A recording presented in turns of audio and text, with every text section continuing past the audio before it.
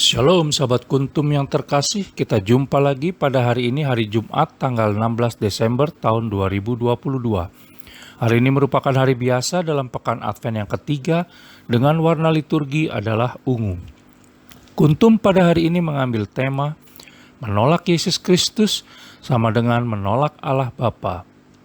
Sahabat Kuntum yang terkasih, struktur bacaan kita pada hari ini terdiri dari bacaan pertama yang diambil dari kitab Yesaya 56 ayat 1 sampai dengan 3a dan ayat 6 sampai dengan 8. Mazmur tanggapan diambil dari kitab Mazmur 67 ayat 2 sampai dengan 3, 5 dan ayat 7 sampai dengan 8. Bacaan Injil kita pada hari ini diambil dari Injil Yohanes 5 ayat 33 sampai dengan 36.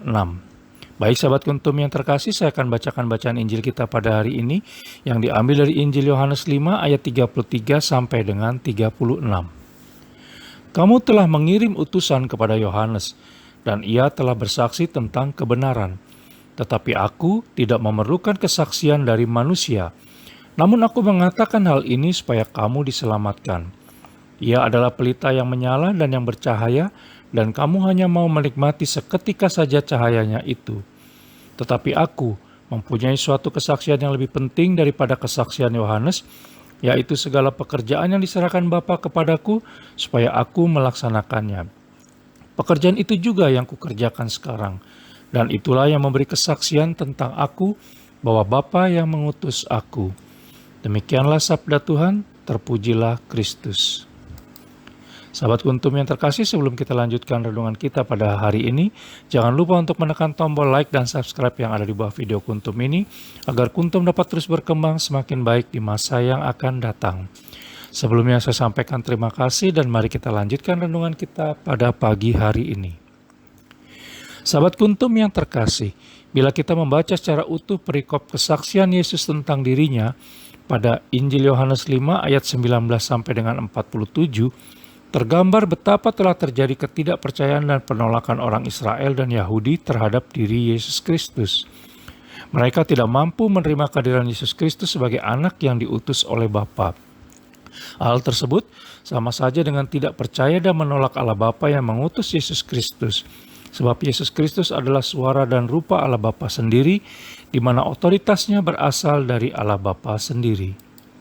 Sahabat Kuntum yang terkasih, menurut hukum Taurat, sebuah perkara besar sekurang-kurangnya harus menghadirkan 2 orang saksi. Kita bisa lihat dalam kitab Bilangan 35 ayat 30 dan kitab Ulangan 17 ayat 6. Oleh karena itu, di dalam Injil Yohanes 5 ayat 31 sampai dengan 33, 36 sampai dengan 37 dan ayat 46, Yesus Kristus lalu menunjukkan kesaksian dari Yohanes Pembaptis, pekerjaan-pekerjaan yang diserahkan Allah Bapa, kesaksian Allah Bapa yang tak kelihatan, dan kesaksian dari Nabi Musa. Yohanes Pembaptis sendiri bersaksi bahwa Yesus Kristus adalah anak domba Allah, sebagaimana kita bisa baca dalam Injil Yohanes 1 ayat 19 dan 35, dan Yesus Kristus adalah anak Allah. Kita bisa lihat dalam Injil Yohanes 1 ayat 34. Tanda dan mukjizat yang dilakukan Yesus Kristus tidak akan terjadi jika ia tidak diberi kuasa oleh Allah Bapa dan menjadi kesaksian bahwa dirinya diutus oleh Allah Bapa. Di hadapan orang Yahudi, Yesus Kristus bersaksi tentang dirinya melalui segala perbuatan Allah Bapa yang dilakukannya secara nyata dan bukan dengan kata-kata tentang dirinya sendiri.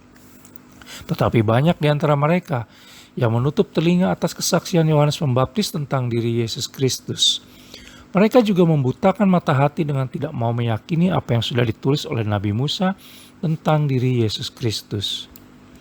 Sahabat Kuntum yang terkasih, Yesus Kristus memang bukan Allah Bapa, tetapi dia adalah utusan Allah Bapa dan mengatakan kisah Allah Bapa dalam dan melalui kisahnya. Keseluruhan hidup Yesus Kristus menjadi bukti nyata akan cinta kasih dan penyertaan Allah Bapa kepada umat manusia. Kita pun bisa jadi begitu pada saat ini. Meragukan, menyalahkan, selalu merasa kurang atas apa yang telah kita peroleh selama ini, dan bahkan kadang-kadang masih juga mencari-cari Tuhan yang lain. Kekerasan hati, kesombongan diri, dan kenyamanan diri seringkali membuat kita lupa untuk selalu bersandar kepada Allah Tritunggal Maha Kudus dan lebih suka hanya mengandalkan pada kemampuan diri sendiri. Setiap hari dan setiap saat sesungguhnya Allah Tritunggal Maha Kudus memanggil kita dalam jalan hidup kita masing-masing untuk bersaksi tentang cinta kasih-Nya. Begitu juga sebaliknya, banyak di antara kita yang merindukan kehadiran Allah Tritunggal Maha Kudus dalam hidup kita, walau tidak sedikit pula yang memilih untuk menutup mata hati dan jiwa dari sapaan Allah Tritunggal Maha Kudus. Sahabat Kuntum yang terkasih, marilah kita datang kepada Allah Tritunggal Maha Kudus dan memilikinya sebagai pribadi, dan bukan karena apa yang dimilikinya. Tanda bahwa kita memiliki pribadi Allah Tritunggal Maha Kudus adalah lebih memilih untuk menyembahnya daripada berkat, pertolongan, atau penghiburannya semata, dan rela menjadi apapun agar berada dalam kehendak-Nya, dan sekalipun Dia tidak menolong kita, kita tetap menyembahnya.